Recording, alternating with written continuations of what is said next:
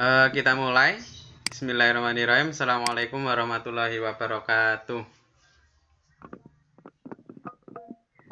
Waalaikumsalam warahmatullahi wabarakatuh. Oke, baik. Bagaimana kabar kalian? Lama tidak ketemu ya?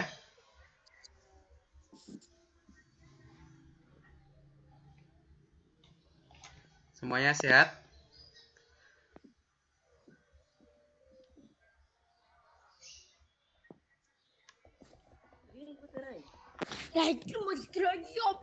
Oke, selamat datang di video conference kita yang ke-24.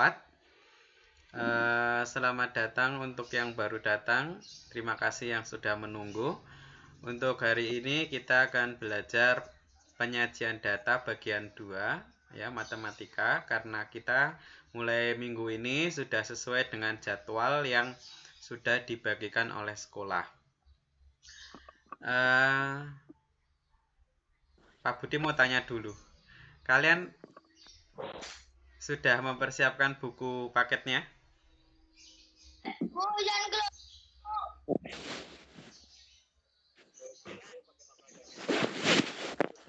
Sudah ya? Oke. Halo, dengar suaranya Pak Budi?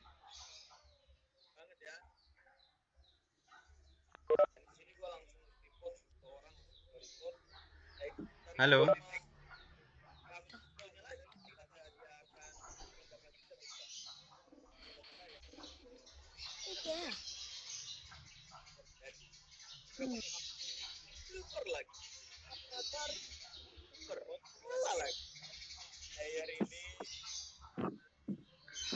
Halo semuanya, dengar suaranya Pak Budi?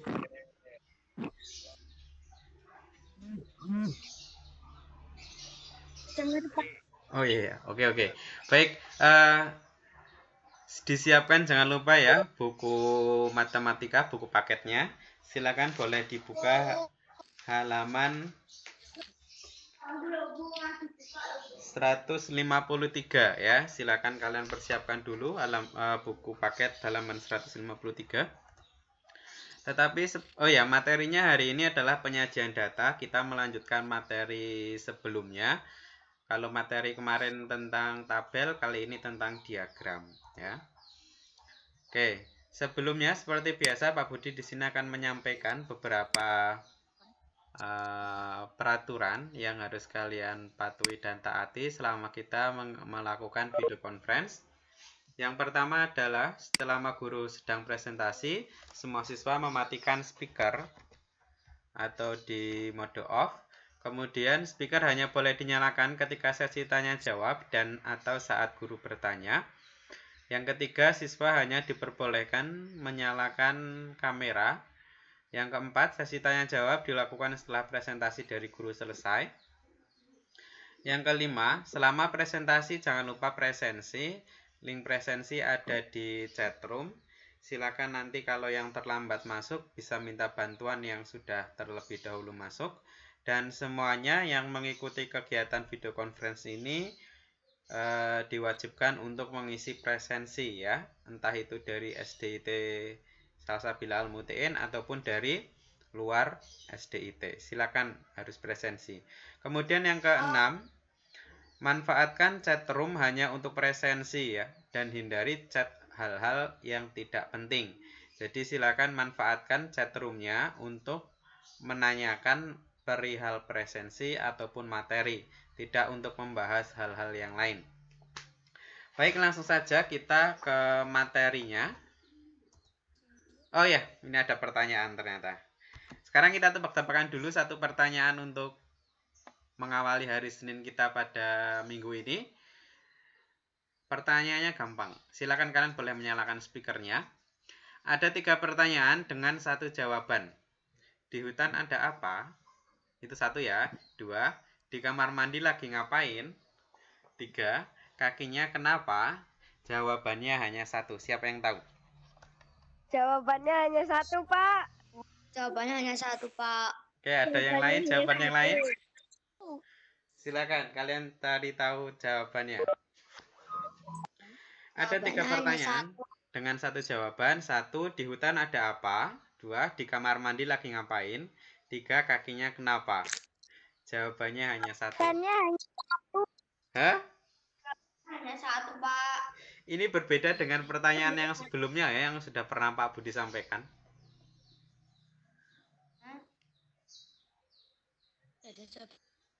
Ada yang tahu? Jawabannya hanya 1, Pak. Jawabannya 1. Jawabannya 1, Pak. Oke, ada yang jawaban yang lain nggak? Mungkin dipikirin baik-baik ya. Ini untuk pemanasan sebelum kita matematika. Ada 3 pertanyaan dengan 1 jawaban. 1. Di hutan ada apa? 2. Di kamar mandi lagi ngapain? 3. Kakinya kenapa? Pada seragam ini jawabannya nggak ada jawaban yang berbeda.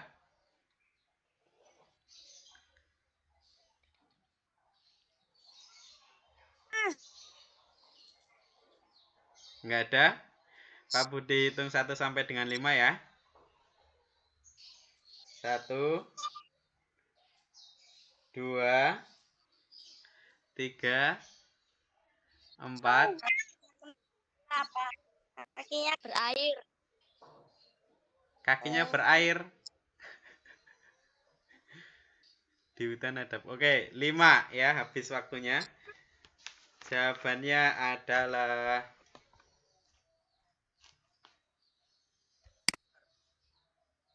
keramas. Ada yang tahu maksudnya? Di hutan ada apa? Keramas. Oke. Di kamar mandi lagi ngapain? Keramas. Kakinya kenapa? Oke, itu ya. Jawabannya sama. Dari 3 pertanyaan itu, jawabannya hanya 1. Bukan angka 1 ya. Ini berbeda dengan tebak-tebakan sebelumnya yang sudah pernah Pak Budi sampaikan. Oke. Baik. Kita masuk ke materi. Kita mengingat materi yang sudah kita pelajari sebelumnya, yang sudah kemarin kita pelajari bareng-bareng, yaitu tentang penyajian data.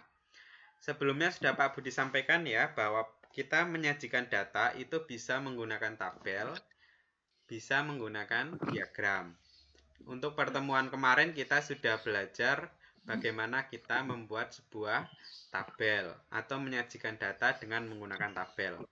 Nah, ada 3 pilihan tabel yang bisa kita gunakan. Yang pertama yaitu tabel baris dan kolom. Kemudian, tabel baris dan kolom itu berisi tabel dan kolom saja ya. Kemudian yang kedua, tabel kontingensi itu adalah tabel yang yang memiliki 2 variabel. Kemudian ada tabel distribusi frekuensi. Nah, ini yang mungkin akan sering kita gunakan, yaitu tabel distribusi frekuensi. Ciri-ciri khususnya adalah biasanya ada tambahan kolom, yaitu yang disebut dengan turus ya. Oke, itu ya. Nah, untuk penyajian data yang menggunakan diagram, sama kita bisa memilih 3 jenis diagram yang bisa kita manfaatkan. Yang pertama ada diagram gambar ya. Yang kedua ada diagram batang. Yang ketiga diagram garis. Nah, hari ini harapannya setelah kita melakukan video conference kita, kalian bisa membuat atau kalian bisa menyajikan data dengan menggunakan diagram-diagram tersebut ya, entah itu diagram gambar, diagram batang, ataupun diagram garis. Sebenarnya ada satu diagram lagi yang familiar atau yang mungkin sering kita lihat di berbagai media, yaitu adalah diagram P ya, atau diagram lingkaran. Nah, tetapi untuk di kelas 5 mungkin kita belum mempelajari bagaimana kita membuat sebuah diagram lingkaran ya, atau diagram P. Jadi kita hanya 3 itu. Oke, kita mulai ya. Kita ke yang pertama yaitu diagram gambar dulu. Nah, diagram gambar itu seperti apa? Diagram gambar itu adalah diagram yang menyajikan data dalam bentuk gambar. Jadi bentuknya adalah gambar atau objek yang diteliti atau dicatat. Jadi nanti kalau kalian membuat diagram gambar itu bentuknya seperti tabel, tetapi ada visualisasi atau ada gambar yang mewakili dari data yang kalian teliti atau yang kalian catat. Diagram gambar disebut juga dengan piktogram. Nah, mungkin kalian tidak asing ya, nanti akan menemukan istilah itu. Jadi kalian jangan sampai nantinya bingung piktogram itu apa. Seperti yang ada di dalam contoh, tabel data tingkat pendidikan warga RT 02 misalnya ya. Di sini ada dua kolom, yaitu ada kolom pendidikan, tingkat pendidikan mulai dari TK ya sampai dengan SMA. Kemudian jumlah. Nah, jumlah ini adalah frekuensi. Jumlah itu sama dengan frekuensi. Nah, sekarang kita perhatikan dulu. Yang khusus, yang spesial dari diagram gambar itu frekuensinya atau datanya. Banyaknya data itu digambarkan dalam bentuk gambar ya, atau disajikan dalam bentuk gambar. Seperti yang ada di dalam contoh. Yang ada dalam contoh ini, ada gambar orang seperti ini ya. Ada orang-orang seperti ini dan di bawahnya biasanya kalau diagram gambar itu ada keterangannya. Contohnya itu seperti yang ada di dalam layar kalian. Gambar satu orang ini mewakili 200 orang. Jadi satu gambar itu mewakili 200 orang. Nah, sekarang kita perhatikan ya. Kalau misalnya ini gambarnya ada berapa ini, kita hitung bareng-bareng ya. 1, 2, 3, 4, 5, 6, 7. Berarti kemungkinan 100, 1400. 1400, tetapi di terakhir ini ada yang separuh. Nah, berarti di separuh dari 200 itu berapa? Ya kira-kira 100. Berarti untuk orang yang warga yang berpendidikan berpendidikan TK itu 1400 ditambah 100, yaitu 1500. Atau mungkin kalau kita lihat yang paling mudah, yaitu yang nomor yang SMA ya. Kita hitung orangnya ada berapa? 1, 2, 3, 4, 5, 6. Ada 6 orang. Setiap orang itu 200. Berarti kalau ada 6 orang, 6 kali 2, 200. Yaitu 1200. Oke. Nah, mungkin nanti kalian ada yang menemui atau menjumpai gambarnya itu setengah, 1/4, atau mungkin 3/4. Itu bagaimana cara kalian menentukan? Kalau kalian perhatikan misalnya gambarnya, oh ini ternyata hanya setengah atau separuh dari gambar itu. Maka nanti setengah kali 200, karena 200 ini adalah mewakili gambar utuh satu ya, satu utuh. Tapi kalau cuma setengah kan berarti hanya setengahnya, yaitu 100. Kalau hanya 1/4 gambarnya berarti kira-kira ya 50 ya. 200 dibagi 200 kali 1/4. Hasilnya kan 50. Atau 3/4 ya, berarti 200 kali 3/4, yaitu berapa kira-kira? 150. Nah, begitu juga mungkin kalian akan menemukan gambar-gambar yang lain ya. Misalnya, oh ya, dalam menentukan gambarnya itu mungkin bisa kalian sesuaikan dengan tabelnya ya, nama tabelnya atau mungkin data yang kalian sajikan.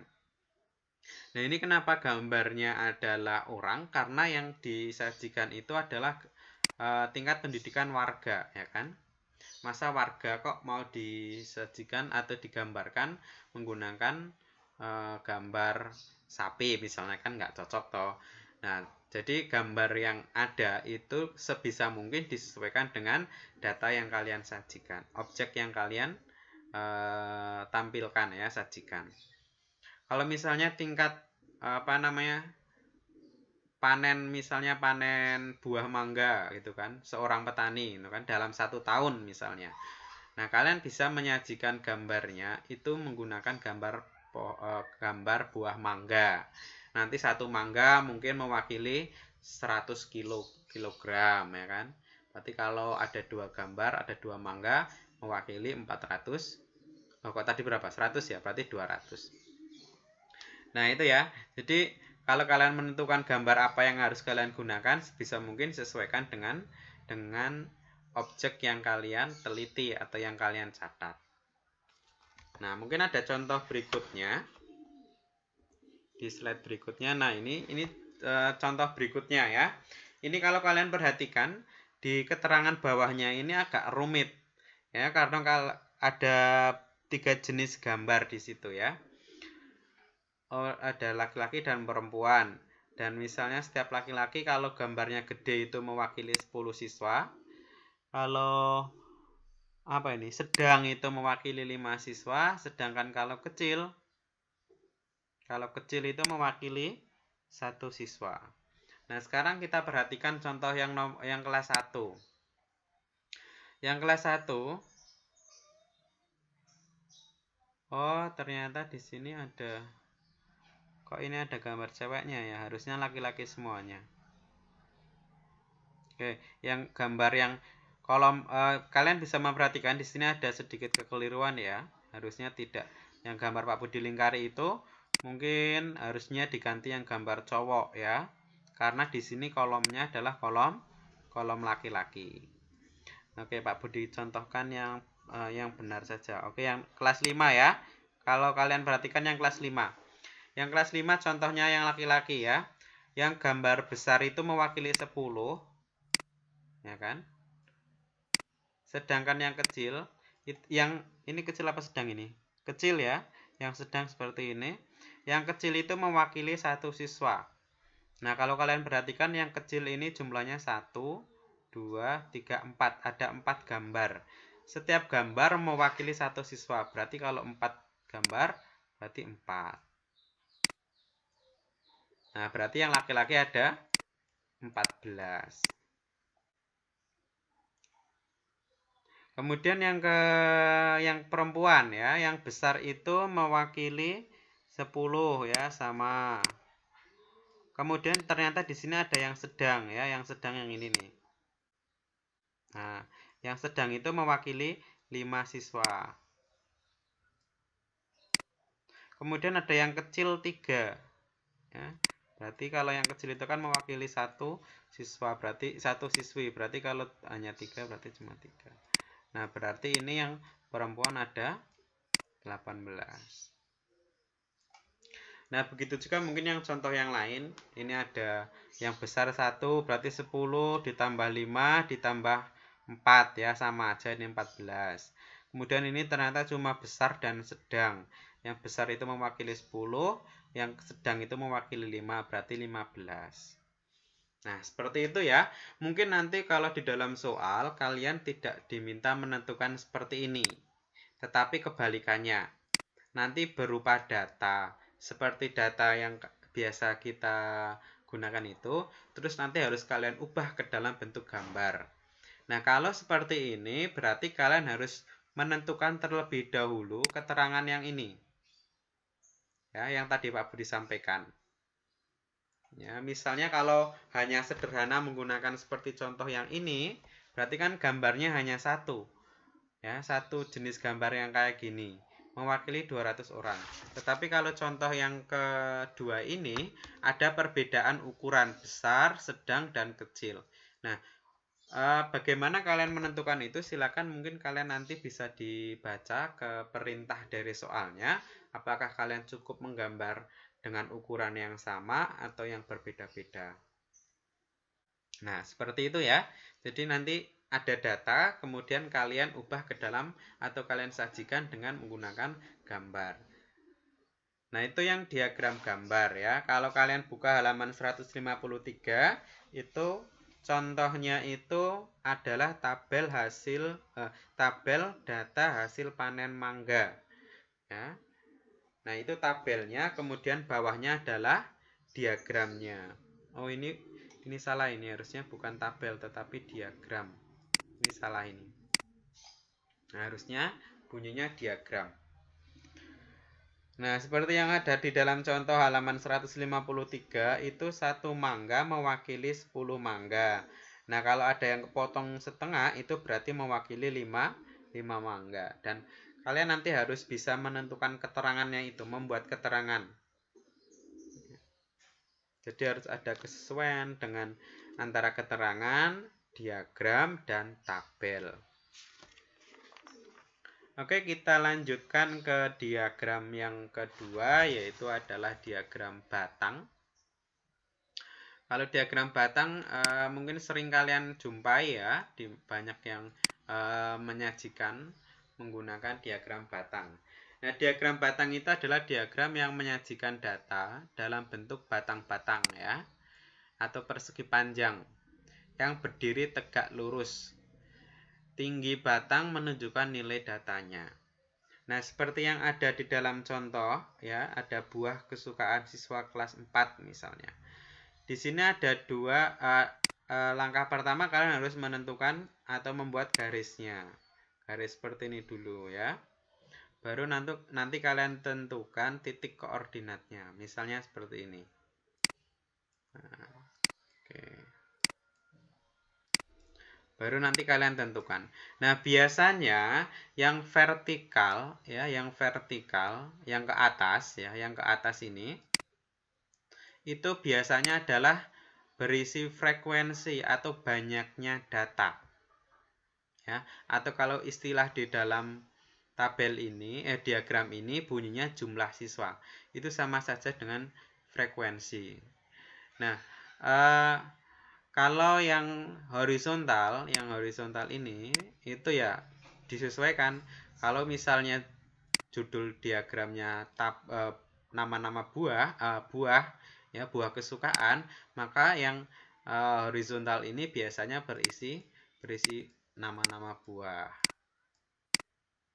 Nah, berarti kalau seperti ini, yang suka jeruk itu kira-kira 5 orang, yang suka mangga itu 8 orang ya kan, dan seterusnya. Nah, kembali lagi, sebelum kalian membuat diagram batang harus kalian perhatikan dulu tabelnya ya, karena kan tabel baru nanti akan ada diagramnya. Jadi urut-urutannya seperti itu. Nah, contoh yang lain ada yang seperti ini. Nah, contohnya adalah jumlah siswa SD, SMP, SMA, dan SMK di kota Y. Nah, berarti sekarang sudah jelas di sini. Yang horizontal itu pasti adalah SD, jenjang sekolahnya ya, SMP, SMA, dan SMK. Kan? Sedangkan yang vertikal ya, yang vertikal itu pasti jumlah siswanya. Jumlah siswanya ya. Yang ini adalah yang horizontal, itu adalah jenjangnya mulai dari SD, SMP, SMA, dan SMK. Kemudian yang vertikal itu biasanya frekuensi atau jumlah data, banyaknya data. Nah, nanti kalian juga harus bisa dan mampu untuk membaca, tidak hanya menyajikan ya, tetapi kalian harus bisa dan mampu membaca entah itu tabel, entah itu diagram. Nah, seperti ini ya. Dalam membuat diagram batang, ya, jarak antara keduanya ini itu harus sama. Skalanya harus tepat. Ya, Pak Budi sudah pernah menyampaikan dalam membuat diagram, ya, entah itu nanti diagram batang ataupun nanti di yang ketiga diagram garis, yang harus kalian perhatikan adalah skalanya. Jangan sampai panjang yang sebelah sini dengan panjang yang sebelah sini itu berbeda. harus sama ya, semuanya harus sama panjang. Begitu juga yang vertikal. Nah, sekarang kita perhatikan. Di sini 0 tiba-tiba 200, apakah boleh? Boleh. Asalkan konsisten. Kalau di sini satu garis ini mewakili 200, maka berikutnya juga 200. 200, 400 kan berarti 200 tambah 200, 400. Ya kan? Ini tambah 200, 600, tambah 200, 800, tambah 200, 1000, tambah 200, 1200, dan seterusnya. Jadi, pertambahannya itu konsisten. Ya, jangan sampai kalian nanti membuat misalnya yang banyak keliru itu misalnya kalian membuatnya seperti ini. 0 terus ke atas 5 terus 6 7 8. Itu tidak boleh seperti itu. Salah ini. Kalau kalian memulainya 0 kemudian 5, maka yang garis kedua itu harusnya 10 ya. 15 berarti kalian harus harus cermat dalam menentukan, terutama menentukan kelipatannya ya. Ini ada 5, maka harusnya di sini 10 ya. Kalau ini kan berarti kan kelipatannya adalah 200 ya. 200 ya. 200, 200, 200 dan seterusnya. Nah, itu yang perlu kalian perhatikan, jangan sampai kalian nanti tidak cermat dalam membuat atau menyajikan data dalam sebuah diagram. Kalau kalian nanti membuatnya keliru, ya kan, itu nanti hasilnya akan berbeda. Nah, kalau kalian perhatikan kan sebenarnya kita bisa lebih mudah untuk melihat apakah hasil akhirnya nanti bentuknya seperti ini atau tidak. Itu tergantung kalian dalam membuat ini skalanya ya, jangan sampai kalian keliru. Nah, ini ya. Nah, contoh, nggak ada contoh yang lain.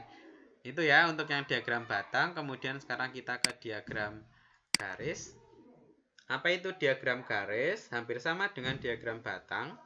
Diagram garis adalah diagram yang disajikan oleh pasangan-pasangan yang berupa titik pada bidang bilangan. Nah, ini berbeda dengan yang tadi ya. Kalau yang diagram sebenarnya sama, prinsip pembuatannya sama, hanya ini diberi titik-titik seperti ini ya. Nih.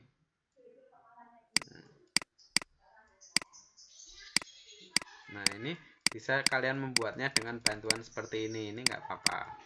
Tapi harus putus-putus ya, jangan sampai garis lurus. Nah, prinsipnya dalam pembuatan sama ya. Nah, ini mulai dari 120 kok tidak dari 0? Boleh kalau kalian mau memulai dari 120 ya. Nah, ini kelipatannya adalah 10 ya. 120, 130, 140, 150, 160. Nah, ini harus sama kelipatannya. Kemudian ini ada penjelasan lagi. Data yang disajikan pada diagram garis biasanya data kontinu ya. Apa itu data kontinu? Data kontinu itu adalah data yang dihasilkan dari pengukuran. Jadi diukur ya. Jadi untuk memperoleh data kontinu itu biasanya dilakukan pengukuran terlebih dahulu. Entah itu caranya melalui pencatatan atau menggunakan alat misalnya ya, kayak berat badan, tinggi badan ya. Kalau jumlah itu kan berarti jumlah ini kan kalau banyaknya lulusan kan berarti kan menghitung ya. Nah, itu juga bisa termasuk data kontinu. Nah, contoh yang lain sama seperti yang tadi ya, misalnya jumlah siswa. Nah, ini sama ini. Prinsipnya sama dengan yang tadi ya. Kelipatannya 50, naiknya sama. Jarak antara ini ya.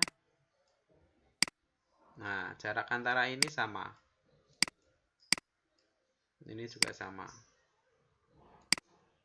Jadi kalian harus memperhatikan skalanya.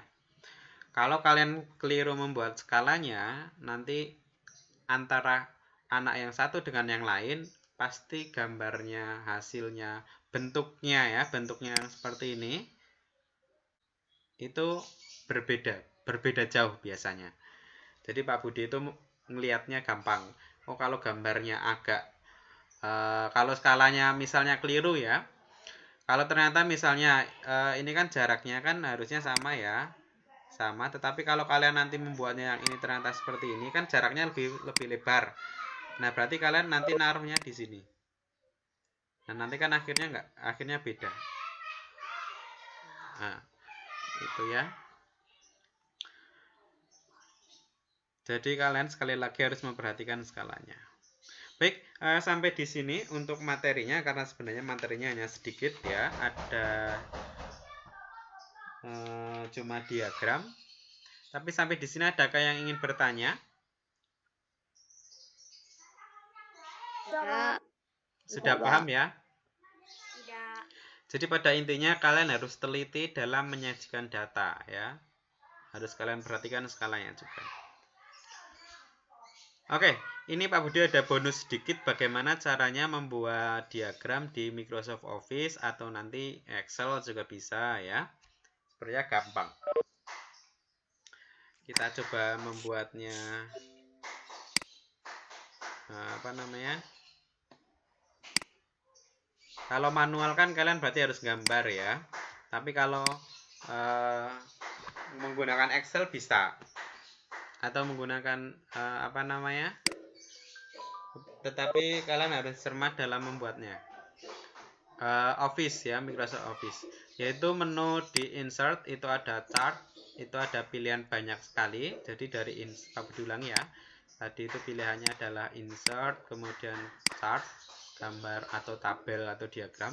Itu ada pilihannya banyak ya, ada tabel, ada kolom ya kan. Kemudian ada line itu yang tadi garis ya. Kemudian ada yang P, ini yang P yang tadi Pak Budi sampaikan. Ya, yang P khususnya seperti ini.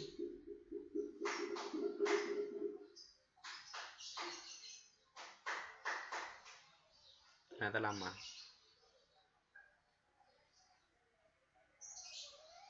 Dan sebelum membuat membuat tabel, terutama tabel di Microsoft Office itu kalian harus punya datanya terlebih dahulu di Excel.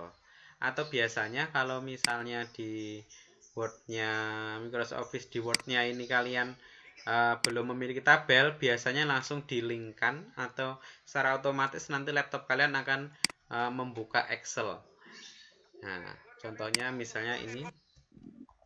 2 hari sekali, jadi pastikan dapatkan handphonenya. Jumlah siswa misalnya. Nah, ini yang tabel ini judulnya. Tetapi kalau yang kolom yang pertama ini yang A itu biasanya kalau ini jumlah siswa berarti isinya kelas ya. Kalian bisa mengubahnya. Kelas 1. Misalnya kelas 2, kemudian kelas 3, dan kelas 4. Nah, yang sebelah sini itu banyaknya atau frekuensi atau jumlahnya. Nah, kalian nanti bisa ngisi misalnya di sini 200. Kok 200 sih banyak banget. Jumlah siswa kelas 1 misalnya 50. Kemudian kelas 2. Nanti kalau kita goyang-goyang, Alfian lagi tidur ngorok nanti malam. Maaf, ini ada speaker yang masih nyala, bisa dimatikan dulu. Misalnya ini 48 ya. Mas Vino, speakernya dimatikan. Kemudian ada 52 misalnya, kemudian yang terakhir misalnya 54. Nah, kalau kalian perhatikan Pak Budi mengubah angkanya ini, di sini langsung berubah seperti ini. Nah, ini sudah secara otomatis. Jadi gampang ya kalau kalian bisa menggunakan Microsoft Excel dan Microsoft Word untuk membuat sebuah tabel. Nah, tetapi kalian nanti bisa membuatnya secara manual dulu ya. Nah, kita juga bisa mengubah bentuknya atau layoutnya. Misalnya bentuknya mau seperti ini. Nah, Terus ada keterangannya lengkap. Nah, ada persen-persenannya. Baik, itu ya dari Pak Budi. Ini sebenarnya materinya materi TIK. Jadi kalau kalian sudah mendapatkan materi TIK, kemudian kalian bisa memahaminya, ini akan mempermudah kalian dalam membuat tabel ya. Kalau sudah diajari ya, tapi kalau belum ya nanti minta Pak Restu untuk mengajarinya. Jadi itu ya untuk materi kali ini tentang penyajian data bagian kedua, yaitu materinya adalah diagram. Dan sepertinya ini adalah materi yang terakhir. Berarti sudah selesai untuk matematikanya. Kedepannya mungkin kita akan banyak latihan ya. Karena untuk yang matematikanya sudah selesai. Kemudian nanti mungkin di pertemuan 2 pertemuan atau 3 pertemuan berikutnya kita akan penilaian harian. Tetapi yang penting banyak latihan terlebih dahulu sebelum ke penilaian harian. Sampai di sini nggak ada yang bertanya?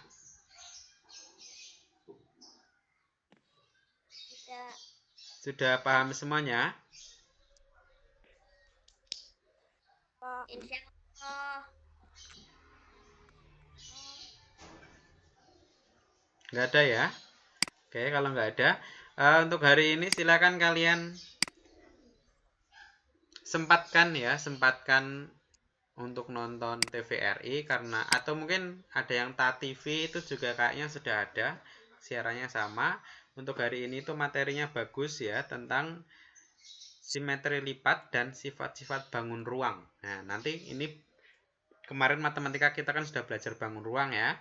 Jadi bisa kalian untuk mengingat-ingatnya karena nanti mungkin bangun ruang ini juga dimasukkan ke dalam penilaian akhir tahun ya. Jadi bisa kalian gunakan atau manfaatkan untuk mengingat materinya. Silakan nanti jam 9 pas kalian bisa sambil istirahat dulu sebelum nanti mengerjakan tugasnya. Mengerjakan tugas. Jadi kalian bisa nonton TVRI dulu. Oke, kalau tidak ada pertanyaan cukup sekian dari Pak Budi untuk materi hari ini. Untuk tugasnya bisa kalian perhatikan dulu. Mohon perhatiannya. Tugasnya nanti di halaman 156.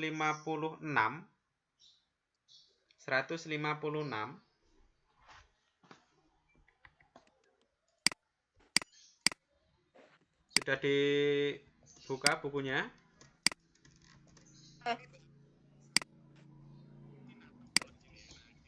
Halaman 156 nomor 1. Dilingkari silakan. Nomor 1, nomor 3 dan nomor 4 ya. 3 saja. Seperti kemarin ya. Kemarin kan tabel ya. Jadi ini diagram nomor 1, 3 dan 4 dibuat di buku tulis, kemudian silakan nanti difoto dan fotonya nanti dikirim melalui Google Form ya. Untuk linknya nanti Pak Budi bagikan di Google Classroom. Ya, jadi sistemnya sama dengan tugas yang kemarin. Jadi sama ya. Linknya sekali lagi nanti Pak Budi bagikan di Google Classroom. Sama, Pak. Kenapa? Halamannya juga sama. Halamannya halaman 156 ini loh. Oh, entar. Oh iya. Kan sudah Pak Budi. 1. Nomor berapa aja, Pak? Kamu bisa itu loh, di layarnya sudah Pak Budi tulis.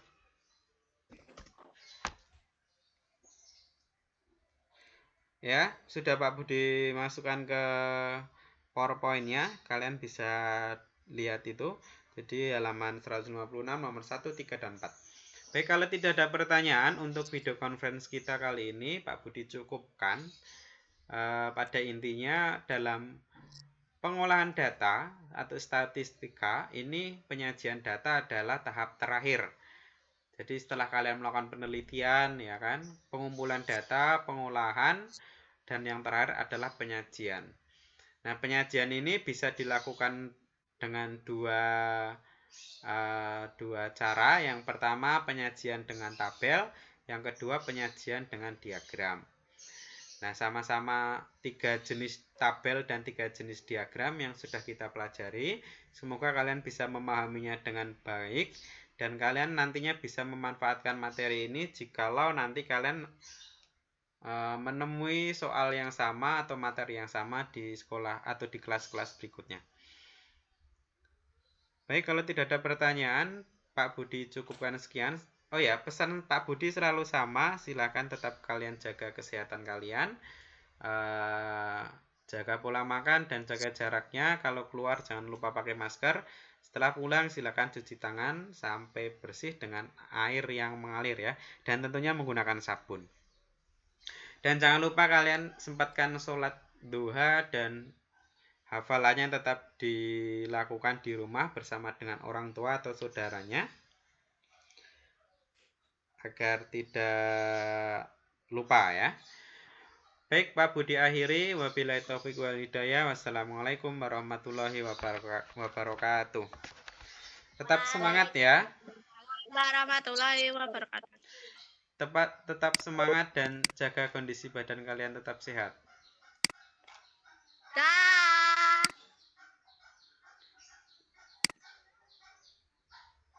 Yang belum presensi silakan presensi terlebih dahulu semuanya ya. Semuanya saja presensi.